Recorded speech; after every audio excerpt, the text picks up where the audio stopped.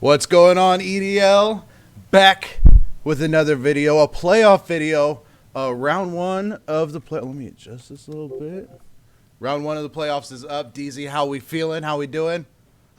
Good week, Nate. How are you feeling now? That's the real question. Right now I'm doing the whole thing where we're in a good mood, But I'm sure as we further go along, I will change. The roller Like coaster of recaps, emotions maybe is will probably when you're start gonna get in again. bad mood. Oh, I do. I was just kind of in the mood to get going. To be honest, I wasn't even thinking about me. We'll get there. Let's boogie and talk about some stuff. New brackets are on the page. We have the toilet bowl bracket set up. As you can see, the other bracket automatically updated. The third place game is up there, although that doesn't start till next week. So, yeah, we got four teams left. A good solid four teams in the playoffs, going for the EDL championship, and then the toilet bowl. Four new teams that didn't get to play last week. DZ, you're one of them. You get to suit up this Sunday. Good So, times. What else do we got going on? We do have one issue in the league, like a real thing that we have to bring up, and then we'll recap last week's games. As we are staying on top of the confidence picks, we had a little problem with Jerome's. I've already adjusted it. I probably shouldn't have adjusted it before the video and explained myself. But anyways, I'm gonna dive into it. Okay. It was brought to my attention that Jerome, right here, I'm highlighting it, and why it's such a big deal is because Jerome is him and Peter in the final two to get the confidence extra few E-Bucks. But anyways, on Thursday, he had missed this game. He did not pick a game. By rule, by everything that we've done in years past and this season as well, if you miss the Thursday game, it's 16 points. That's your L. You have to take a 16. Been like that every year. This season, I've even had an owner earlier in the year message me, and they're like, yo, I missed my Thursday game. Can you put the 16 points up? And so I can set my future games. Apparently something new in this league this year is it doesn't force you. It usually, if you miss a Thursday game, it was locked. It was like you were done. You were going to take a 0 ball. You missed 13, or you would miss them all. I would have to go in, give the 16, and then that would allow you to reopen. Apparently this year, you didn't have to do that. So what happened was Jerome used this as his one loss for his Thursday game. So I had to go and back adjust all of his scores for last week and give him the 16. Now, looking through the whole year, Jerome, a lot of the owners this happened to, they missed their Thursday game, and they took the one, and they just went along. So Jerome wasn't the only one. There was probably like 6 owners that did it and took the one, taking the Thursday game. One of the owners that did not, though, and has not missed a Thursday game is Pete. So I could go back and adjust everybody's scores, but it doesn't matter because the only two that are really left in it is Jerome and Pete. So unfortunately, it affects Jerome. That was the only week he missed, and it does not affect Pete. So I did go adjust his score if you looked at it beforehand. And Jerome does, I think it went down 5 points or something like that. So still within striking range, but maybe something we can look at in the off season if it is going to allow us to just continue on. If it should be a 1 point miss or if it should remain a 16 point. But anyways, that is what it is.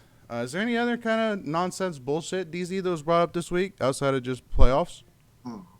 No. All right, let's rock and roll.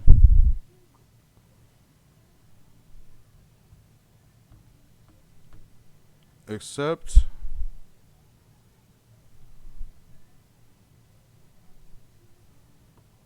all right. My phone's freaking out, but that's okay. Recaps? No. What page are you looking at? Weekly results. Yeah. Weekly results. All right. Let's start at the top. I got A little recap. I got some stuff for the previews, DZ, but did you do any did you? So you got some stuff going? All right, Yeah. cool. So you're going to carry the weight here. First game, we have a pretty solid score. Pete put up 256.5. Tito put up 231.6. Tito didn't shit the bed, but I got a little munchkin in the back. That's okay, though. DZ, give me. Let's start with Pete. Pete got the win. He moves on. Give me who his big performer was. What is it? Joe's and Schmoes? Pay dirt, Joe dirt. Okay, on it. Okay, with Pete, a lot of guys we could have went with here. Nick Chubb sealed the deal for him on Monday Night Football. Devontae Adams has just fucking been spectacular all year. Jabril Peppers has been a really, really good safety all year. He did well. And Shaq Barrett did well too, but I went with Travis Kelce here. I mean, it's a huge advantage for Pete. We're talking about the number one tight end in the league. And he's 61 points ahead of the next guy, and that's after Waller scored almost 46 points a week ago. Really impressive. Travis Kelce, 27.6 in this one. 8 catches, 136 yards and a touchdown. Just doing it all, man. What a great tight end to have. But easily I think it's inarguable the best tight end in the league. I traded. Well, I don't remember what the trade was for, but I once owned Travis Kelce. Not anymore. I probably shouldn't have let that one go. Give me his Joe dirt.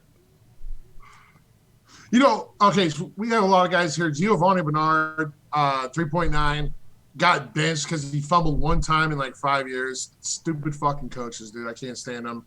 Chase Claypool again. He got benched too. But I'm going with Terry McLaurin here. Terry McLaurin's the guy with expectations. Terry McLaurin's the guy that's supposed to carry. I know Alex Smith got hurt, but only 4.4 for McLaurin in this one. Only 7.8 in the last 2 games, Nate. Lucky for Pete, though, the best way to get out of a slump is play the Seahawks secondary, and that's what McLaurin's going to be doing this weekend. They got 32 ranked pass defense. Yikes. All right, let's move on to Tito's squad again, 231. You don't hate it. Obviously, you want to go crazy in the playoffs, but I don't think 231, it can get by a lot of weeks. But anyways, let's look at Tito's team, and let's go positive first. Pater. Good week for Tito here with, not really, name, star power, really. If you look at the team.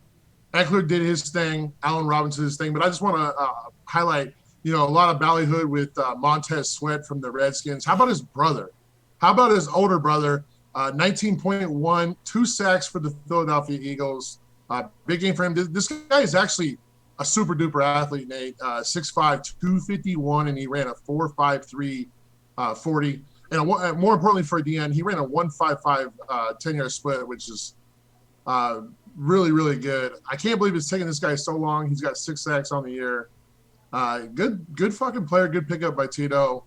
Hopefully someone who got locked up for a couple of years. Let's go Joe dirt. I'm still struggling with that. I don't know why. We took like an 8-week hiatus. Yeah. So I get DJ Chark here. I mean, big expectations coming in this year. I know Gardner Minshew. I don't know. Does anyone know why the fuck Gardner Minshew wasn't the starter over Mike Lennon anyway? He probably got hurt. Too many games. Oh, that's probably, dude. Honestly, that's a great point. That's probably what it is. So they benched him to replace him. Nice. Stay classy, Jacksonville. Anyways, DJ Chark, 3.6 in this one. Nate, 16 targets over the last 2 games, only 4 catches. I don't know what's going on. I don't know if the balls are catchable. I don't know if they're not. Maybe Robbie could tell us. He probably watched the Titans-Jaguars game. I sure the fuck ain't going to watch them. DJ Chark is having kind of an underwhelming season after a pretty damn good year last year. But look at Boomer. I'm kind of looking at his season page. Boom or bust. Boom or bust. Something. Yes. Yeah, he's probably booming when Gardner Minshew was quarterback. You're probably right. Good win by Pete. Division. One of our division matchups. I think Tito's got to – we can figure out a way. He's in a tough division, but he still found a way to make the playoffs. So good work, Tito. And he should. I don't know if he's got a first-round pick, but I didn't look into any of that. Let's move on to our next game. Seward. We got Seward getting out of week one, putting up 211.2, going against Edwards 175.8. Let's go with Edwards here. 175 is kind of tough. His possible points or potential points was only 200. Just top to bottom, tough here. Let's start bad and we'll work positive with Edwards here. Yeah, maybe one of the worst playoff teams we've seen here, but the pay dirt the Joe Dirt for Edwards is going to be James Conner. I mean, he needed a big game. He actually really kind of had an outside shot here if James Conner can do anything. And I got a question for you, Nate. I've been preaching this for a while, and I'm going to admit a lot of wrong in this video. Trust me, we got a ways to go.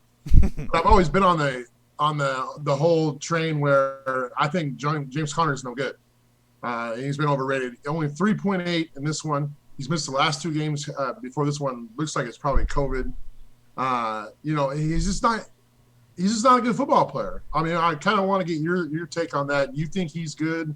He had some good games earlier in the year, but just fell off the cliff here late in the year. I think he's easily replaceable. I think they get somebody else in there and get some. I don't know exactly what he costs per all that. He should be better. I can get on that train. He should be better than what he's shown us as far as the offense and production and just fantasy production. I'm looking at his thing here, 3.8, 9.4, 5.8. That can't happen in the Steelers offense. No. So I'm with you. Let's work positive, though, Edwards. It ain't all bad. DZ found you one pay dirt somewhere. What is it, DZ? Yeah, dude. This guy had a crazy combine, Nate. I'm kind of focusing on the combine right now, but this guy had a crazy, crazy combine, and now he's starting to put it on the field, which I really didn't see it, happen. When I watched film of him at Penn State, I didn't see it. I did not see it. But now Mike Gesicki is looking like, I mean, he is a boom or bust type of player. He's got 3 games over 23 points, but he's also got 7 games in single digits. But man, that you got to be excited about a player like that, maybe growing with Tua in the years to come. Man, I kind of like Gesicki right now. I like it too. I think that's a good building block. Edwards, get Kittle back. I mean, tight ends, you get 2. If you get 2 of the top 5 tight ends, might be as good as Kells combined. Well, I'm not saying that, but I'm saying you can monopolize some of the top with Pete. You guys have 2 of the top. No, definitely. 3 of the top 5. It could be tough for other players in those matchups. Edwards, low score, tough loss. Let's move on to Chris, my man, getting out of week 1. Holy shit! Seventh year's a charm. Was he 0-6? I believe seventh time's a charm. Let's go with his positive. Who got him the victory here? Man, you look at his offense, and I'm not really impressed, man, with all these wide receivers that we're always hearing about. Mike Evans, Adam Thielen, even Antonio Brown. Not impressed at all. You know who bailed him out in this one was just, 2 linebackers. Jerome Baker and Roquan Smith. They combined for 20 tackles, 4.5 sacks, and 50.5 points. Man, Seward needed that. Otherwise, Edwards might have pulled off this upset with a really shitty score. Yeah, that would have been fucking tough. Let's give me his Joe Dirt. Okay, so obviously I just talked about, disappointing players, Mike Evans, Antonio Brown. We haven't even heard nothing good or bad about him. I don't know if that's good or not, But the guy I want to bring up, in spite of everything, the guy that's led his team is Christian McCaffrey. And I'm making him the pay dirt, even though he didn't play, because this match, I just want to use this talk about Robbie and his matchup, man. Like, he's probably not going to play this weekend. The white boy is not there for him when he needs him the most. It's unfortunate. And that's why I kind of just wanted to mention him and talk about him a little bit, since we haven't really spoke about him all year. Hey, kudos to Seward. Losing a guy like McCaffrey and still being, as good, had a good of a season that he had, it's tough. And he got the win this week, which matters the most. Monkey off the back, take that thing Absolutely. off there. Let's see if he can Stewart. Congrats, Stewart, man. I'm happy. Can make a run. Maybe this is the year. He's not on suicide watch now. No, we're good. Seward is back. We're moving on. God, are we already the last one? Am I the last one? No, we got one more. Well, damn it, DZ, we're on to mine. We could skip yours and come back to it. All right, let's skip mine. That was the game of the week. Let's go on. We got another one that was close. Looked really close for a minute. But Rupp pulled ahead. We got 228.8 here over Casey, 203.5. Casey with a 75% efficiency rating, which is tough. Did have a huge boom on the bench there. Let's start with Casey's team, and then we'll move towards Rupp. What went bad for Casey, and then, again, we'll go forward from there. I'm super glad that Chris Jerome doesn't watch the show because I really don't want to hear him brag about this, but he was dead right. Like, that is the straw that stirs that drink, and Zeke can't a team worth of shit. Man, what a disappointment. And this is the guy that Casey refused to trade nothing. No one wouldn't hear of anything. And I don't blame him at the time. I mean, this guy, young, stud, like, top. He'll probably still be considered a top 5 running back going into the next fantasy season. But, man, 10.3 is tough. And they played the fucking Bengals, Nate. They played the fucking – I bet you James Conner next Monday does better than Zeke did against the fucking Bengals. Yeah. Tough, man. It's tough. He needed a big week. Zeke hasn't – I guess there's a passing touchdown, but he hasn't had a rushing touchdown since week 5. And is that Cowboys, what Dak was there? Did the Cowboys crush him in this game? Yeah. Fuck. That's embarrassing, man. Wild. Yeah, Zeke's a tough one. What's going on with him? Hopefully for Casey's sake, a little bit of a bounce back year next year. Go positive. Let's work positive. Who was his pay dirt? You know, if you told me you know who this guy is after I say his name, you're a fucking liar because I've never heard of the guy. He doesn't even have a guy's first name. It's a girl. Carmen Curl? Carmen Curl. Cameron. Is it Cameron? Oh, okay. My bad. Cameron Curl. My bad. See, I definitely have to put some respect on his name. Yeah, well, I definitely need to. Hey, this guy, great fucking pickup from Casey. Ever since he looked like he'd been starting since like week 9, just putting up some really solid numbers for a safety. And this one, he really went off. A 7th round pick, Nate. Just a nobody. 32.9 in week 14 in your playoffs. That is big feather in your cap. Makes up for a lot of shitty Zeke play. I'll tell you that. Yeah, Casey had a chance here. I think it was like in the afternoon on Sunday games. It did not look good for Rupp, but he put up some stuff late. Trying to think of who he had. Kareem Hunt late definitely helped. Is that who's that? I don't mean to steal your thunder if that's where you went. My bad. I'm over here. Let's go. This is Joe. No, let's go with Rupp's pay dirt. Let's go with Rupp's pay dirt. Kareem Hunt, normal weeks would just take this award all by himself, just solo act here. But I got to give Stephon Diggs some love. I mean, we were talking. Rupp was kind of in the shitter in Sunday Night Football, and Diggs just dug him out, man. 10 catches, 130 yards, a touchdown. Another guy that you guys know I fucking absolutely shit on constantly, and he went to Buffalo, and I laughed. And now the egg's on my face, so to speak. I mean, who knew Josh Allen was going to be like this? But Stephon Diggs definitely looks like a great player to own. Kareem Hunt, obviously the timing, the Monday Night Football. He only needed 8 fucking points. Kareem Hunt did more than enough. 30.2. Great 1-2 punch in Cleveland. Yeah, well, Diggs, and I wasn't even thinking, so I forgot Sunday night, but he was a late one too, so that's 60 points right there, late. So, good win for Rupp. Moving on, and then we got the final. Oh yeah, what was this, Joe Dirt? Rupp, just real quick, he kind of had some bad luck here, so I'm not giving to a certain player. I'm giving it to like these weird, like these injuries, like Devontae Parker left in the first quarter with a slight hamstring strain. And I guess he's on track to play this week. And then Noah Fant, I don't know if you've heard about this, Nate. A little more interesting story here.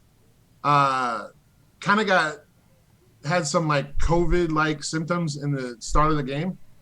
So they pulled him, and NFL protocol, I guess, wouldn't allow him to return to the game.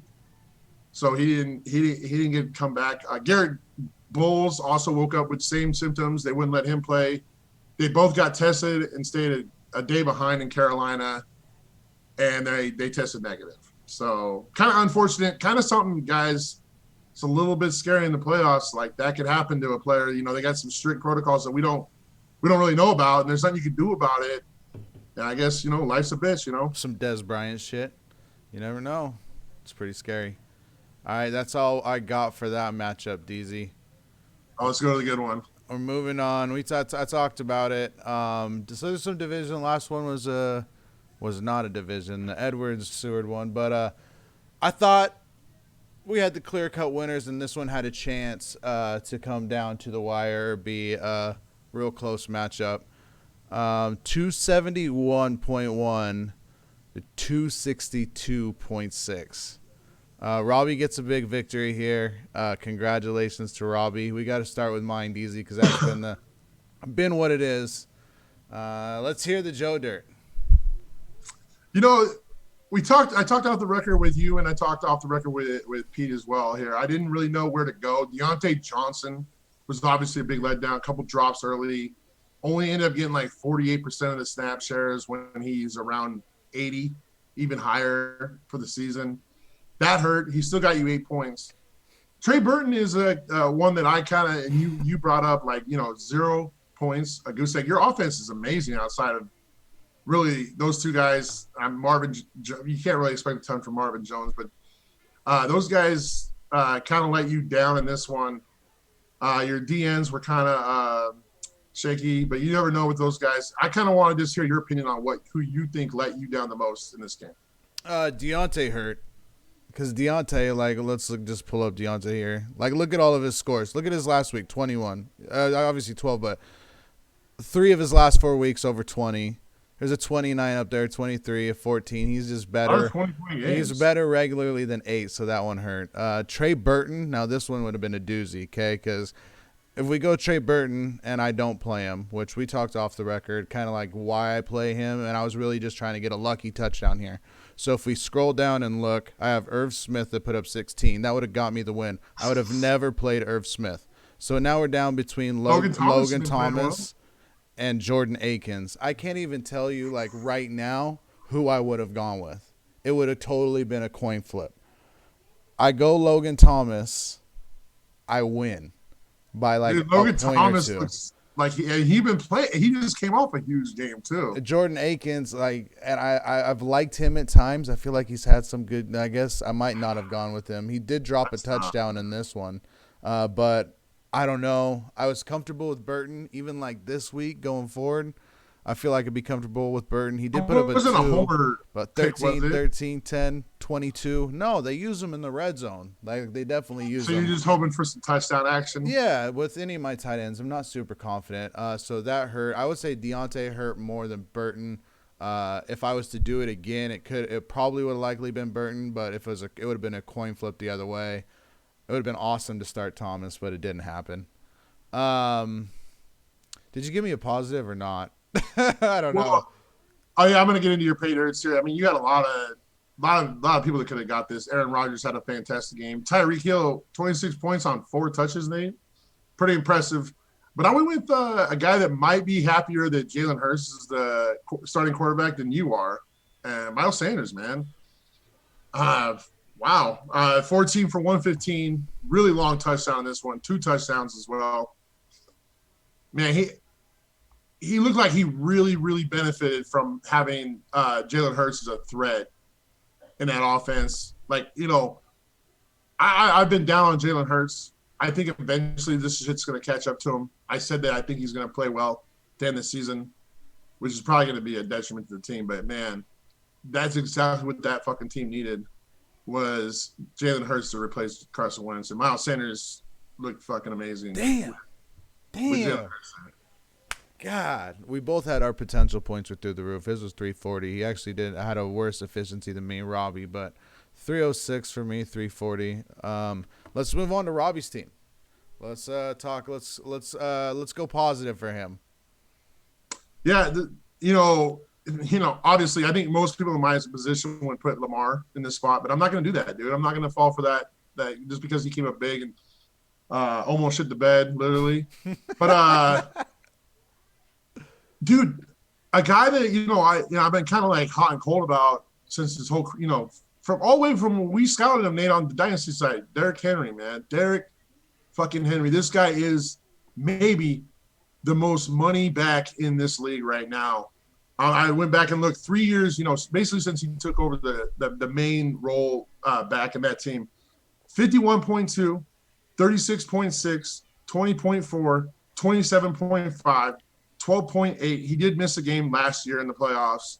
And then he scored 41.8 or zero point 0.4 this weekend. And Nate, I know this ain't EDL playoff time, but he did help out a Pro Bowl team last year with 45.5 in week 17. This guy just absolutely grills late in the season.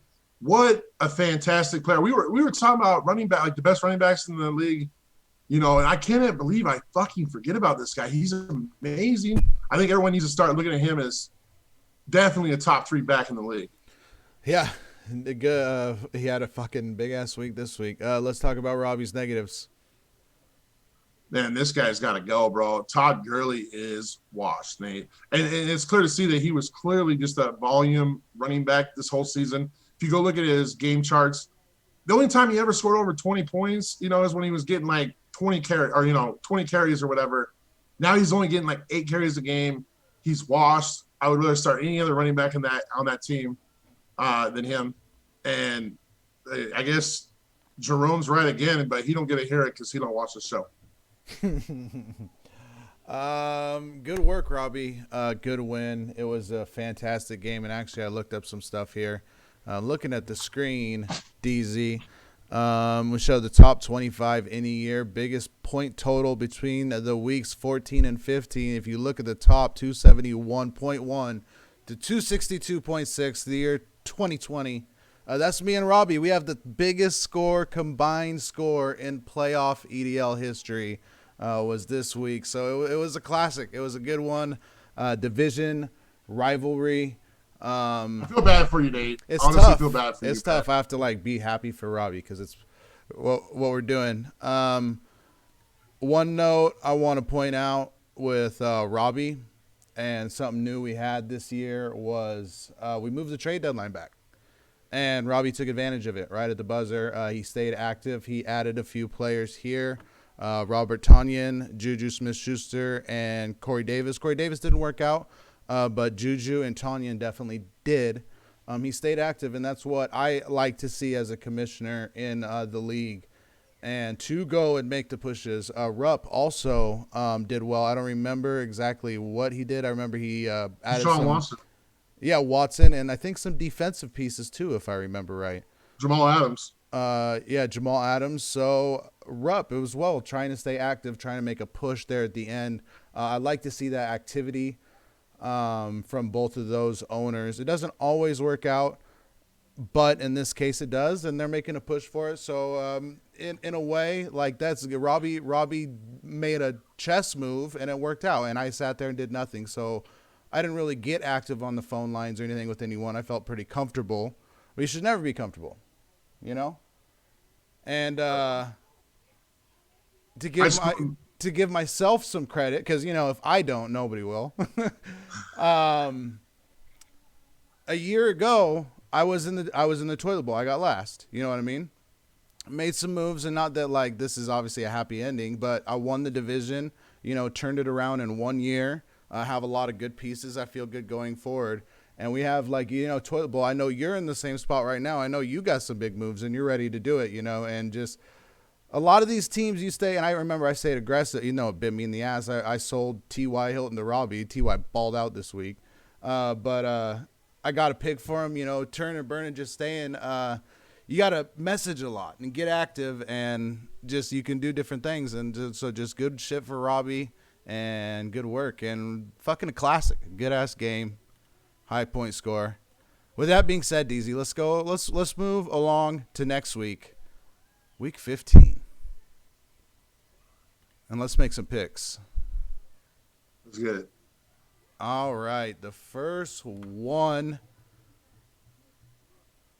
gonna be looking at a division game here, a big one. They seem to always kind of run into each other a few times, but we got Pete and Rupp squaring off once again. And I got some numbers before we dive into this. In their history of the matchups in the regular season, Pete has 8 wins. Rupp has 10. There's only 2 people in the league. You're actually the other one that Pete doesn't have like a 600 winning percentage against. One is Rupp. The other one is you. Rupp with the lead there. In the playoffs, they're 1-1. They're split. Pete does have the Super Bowl win over Rupp, which was last year. So I'm sure that's a narrative. That's a narrative we can spin right now if we really want to go down that lane.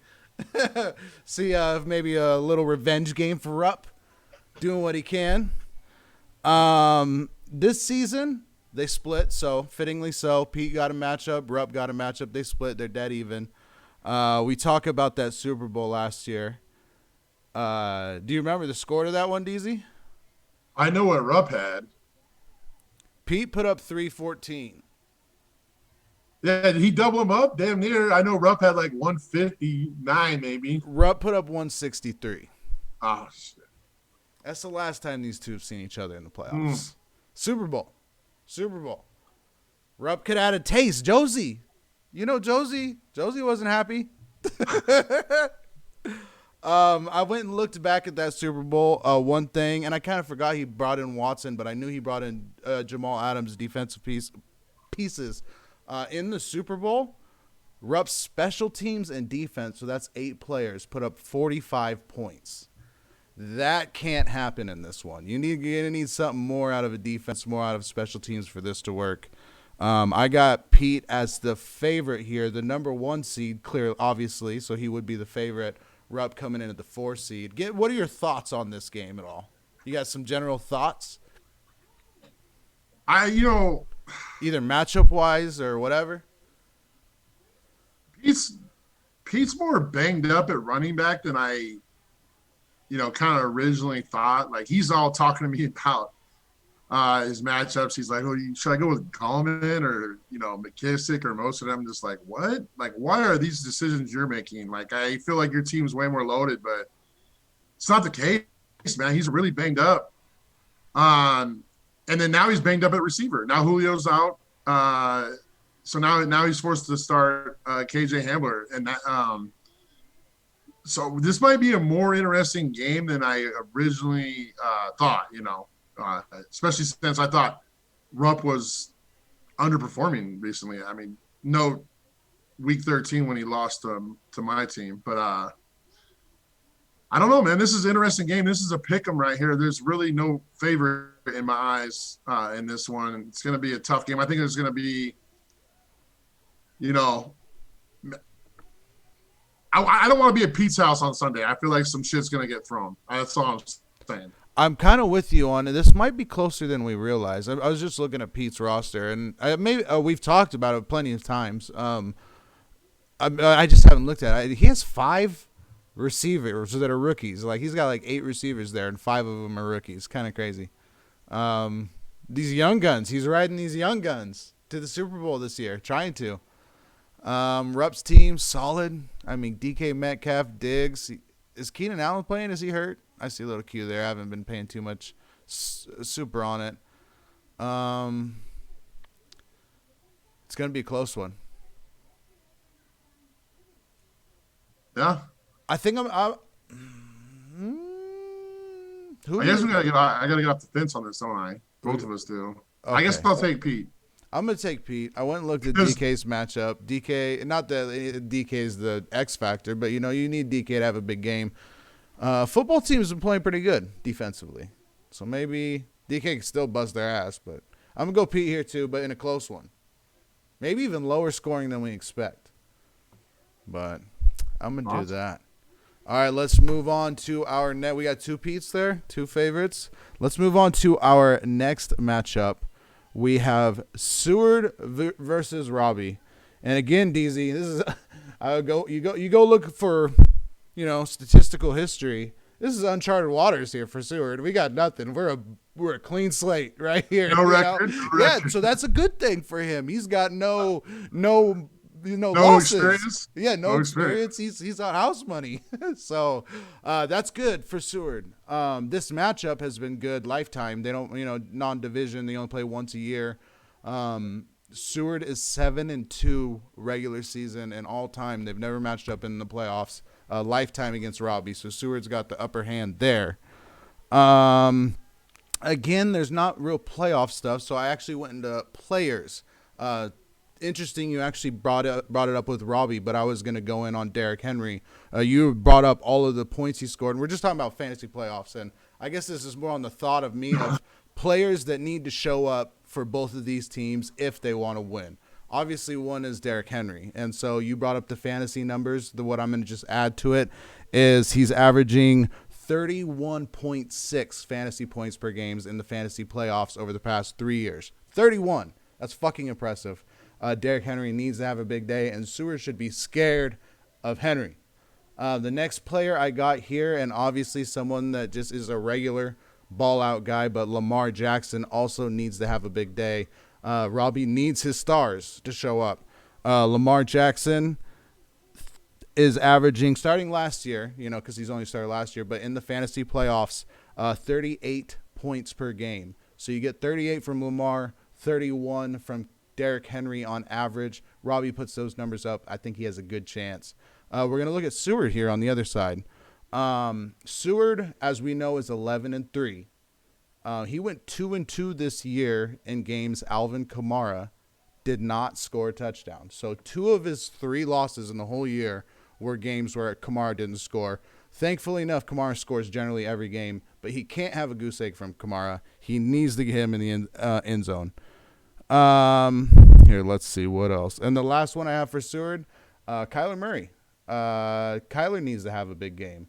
In games where Kyler has scored 30 points or more, Seward's had an average of 241.8 points. Is this boring you, DZ? Right.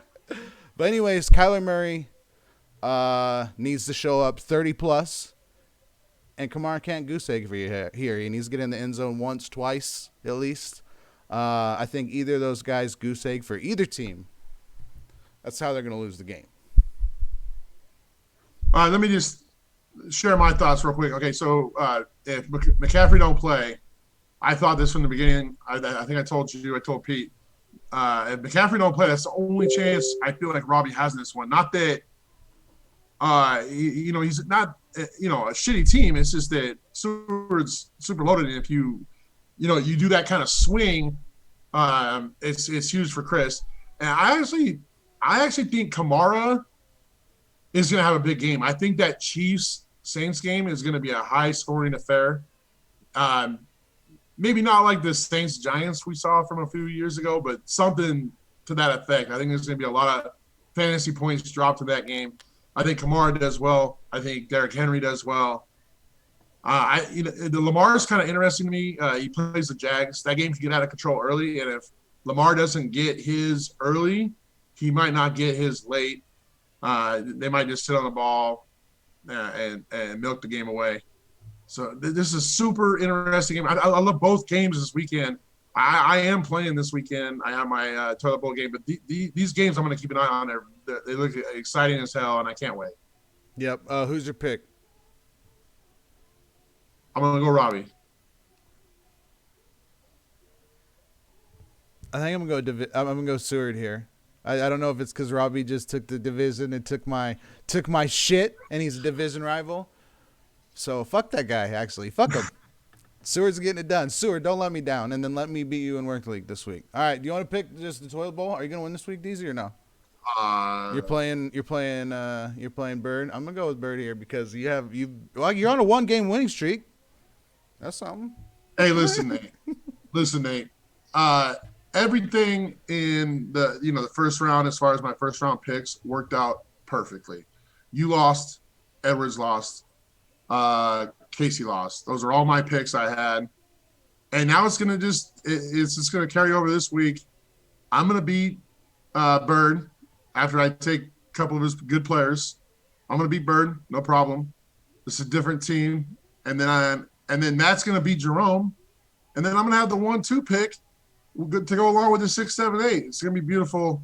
Snakes are on their way back. I'm gonna just do exact opposite and go You would. Birdman, definitely be you.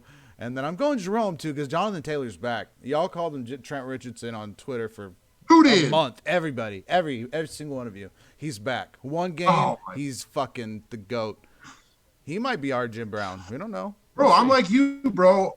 You got Jalen Hurts rookies. You talking him up? I got a couple Jonathan Taylor rookies. I'm talking him up. All right. Good shit. We'll be back next week and we're going to preview the Super Bowl, an EDL Super Bowl, another one. Y'all got a shot still at it. Good luck this weekend. Sure. The Let's go play realest 2K, man. EDL playoffs. Good luck, everyone. See you guys next week.